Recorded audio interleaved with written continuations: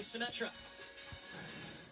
Coach on the other end. Welcome back to the Legacy Arena in Birmingham, Alabama, at the Sweet 16. We got to get kids off the glass, and she's so quick in the backcourt. So we got to do a better job defensively. I'm more concerned.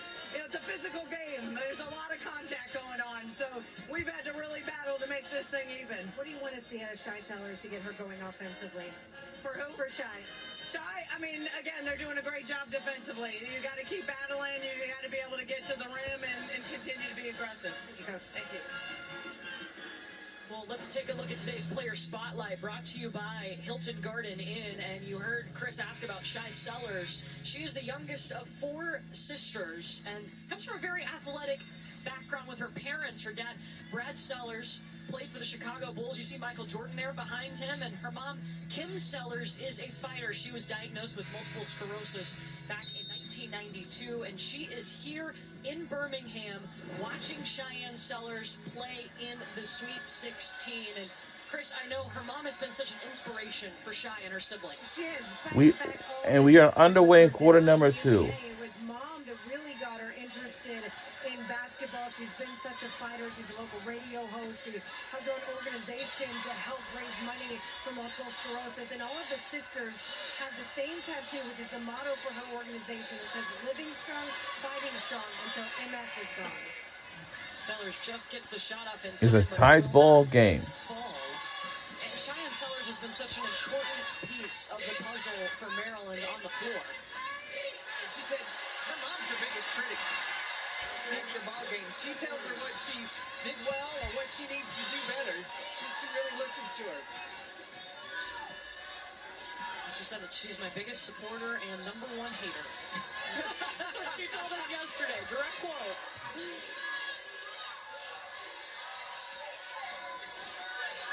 Michael. Got tripped up and traveled, and Chris mentioned the tattoo that her and her siblings have, the slogan for her mom's foundation to fight MS, living strong, fighting long until MS is gone. And she said her mom Kim was the one that signed her up for rec ball. Her dad Brad in the stands too, but technically she was too young to play, but her mom signed her up anyway.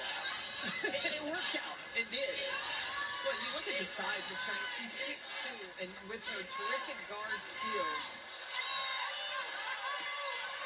She gets the rebound, projected to be the 6th pick in this year's WNBA draft. Because she's so efficient. Like I said, she shoots 47% from the floor, 41% from 3. Dalsey misses. She's the first at Maryland with 1,500 points, 500 rebounds, and 500 assists. There's been some great players that have come through Maryland. I was really shocked. She just loves to pat a stat sheet. That's it. Sanaya Fagan underneath the basket, and she's going to be fouled by Ali Kubek. Her first, and that's the first foul committed by Maryland in this ballgame. Well, that's when Brenda Freeze was talking to KB about how physical it was. It's been South Carolina that had been called for the fouls.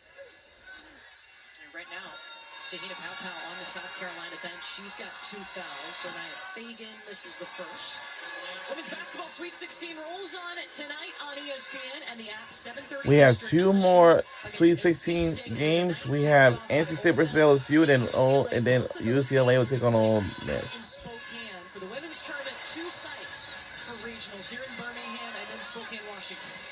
The Wolfpack's going to have to find a way to keep Anissa Morrow off the glass. She is a walking double-double. Traveling violation on Kubek. You know, everybody says that. They're like, we got to keep her off the glass. Traveling violation. Has anyone done it? No. She's got 29 double-doubles. No. She has a relentless approach to the game. If she wants a rebound, she goes and gets it. Maddie McDaniel, the freshman point guard, in charge right now for South Carolina. Over to fellow freshman Joyce Edwards. Oh.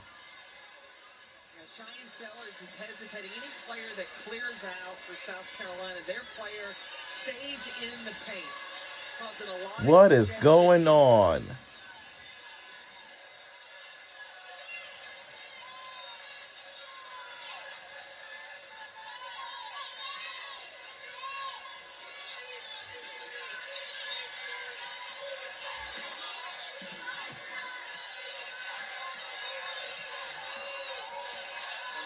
they're gonna have to make shots against South Carolina.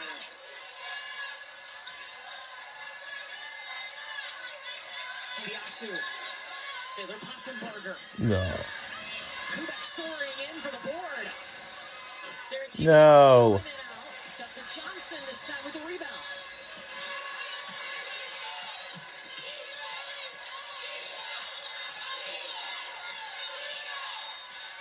Bree Hall can't get around Sellers.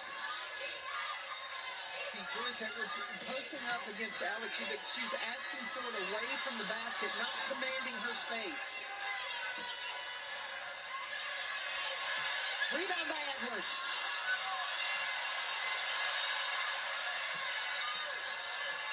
Tried to split the double team, but couldn't finish the bucket. Well, Don Staley told us teams are now, they are scouting and have a plan for both Joyce Edwards and Malaysia Full-Wiley. Edwards really struggled against Indiana. Dawn said she was glad that the freshman went through that. That's the only way that you're going to learn, the experience and prepare for what teams are going to try to take away from you. And Joyce Edwards, 5.6 rebounds and 5 turnovers in the second round against Indiana. This is a player that's their leading scorer, averages 13 a game as Schmeichel hits the first free throw. You see Dawn Staley down there visiting with her freshman. 2 free throws in for Kayleen Schmeichel. And I like Dawn's approach because it's not, she doesn't go down there and say, you need to do this, that. She'll have a conversation. What do you see? What is happening on the floor? And help players think through and figure it out for themselves. Just off the fingertips of Kitts, Poffenbarger swipes it. This is a big possession for Maryland. They need this one. Oh. Tibiasu gives them what they need. She hit 5 threes against Alabama on Monday. And nothing seemed to be going right for South Carolina. And when they're missing shots, that'll allow Maryland to get out in transition. No gas, no breaks for Kayleen Schmeichel. Sarah Tibiasu, she can shoot at 45% from the three-point line. You can't give her that much space. And a big moment for Sarah Tibiasu this season was when Cheyenne Sellers went down with an knee sprain. She missed a couple of games, and Brenda Fries told us that's when Sarah really had to step up. Last time, before that, she was trying to find her way on this team. She had spent 4 seasons at VCU, was trying to find her role, and it clicked when she had to do more because they didn't have Cheyenne Sellers. When you're coming new to a team, you don't want to, you're used to scoring, you don't want to come in and give the appearance of ball hog or, you know, a shot seeker.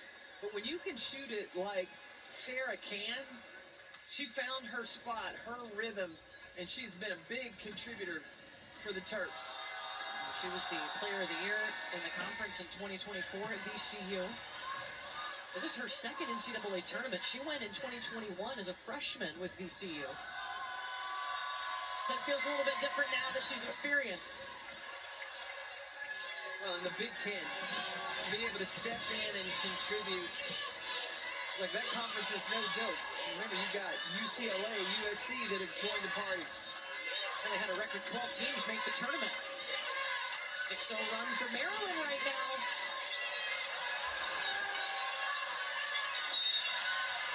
Miriam Dowda with the offensive rebound and free throws on the way.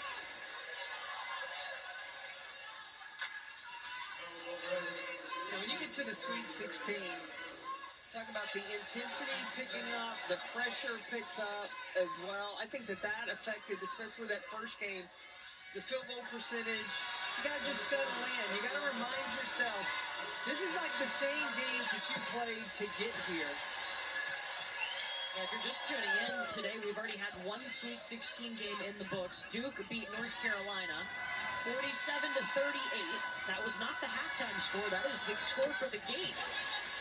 Well, you had 2 defensive-minded teams in a rivalry game. We knew that was probably going to be a low-scoring contest. So winner of this game will face Duke on Sunday on ABC.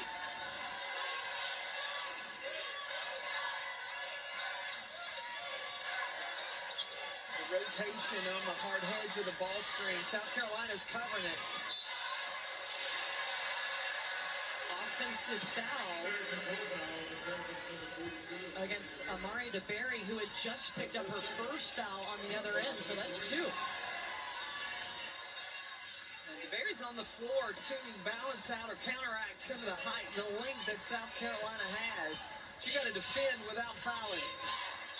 Gamecocks with some foul trouble. Palpau's on the bench with 2. They haven't had a field goal since the 9-16 mark. That was a good quick move by Dowda. She's improved so much from how we saw Dowda earlier in the season. She's now learned the system and developed confidence to attack the basket and not just rely on that three-point shot. Chloe Kitts, 10 points in the first quarter, hasn't scored here, and that's an offensive foul against Miriam Dowda. Uh-oh. Knotted at 22. South Carolina has Tie game. almost 22 apiece. 4.5 minutes. The NCAA Women's Championship is presented by Capital One. It's brought to you by Symetra Life Insurance Company, your teammate for retirement, employee benefits, and life insurance.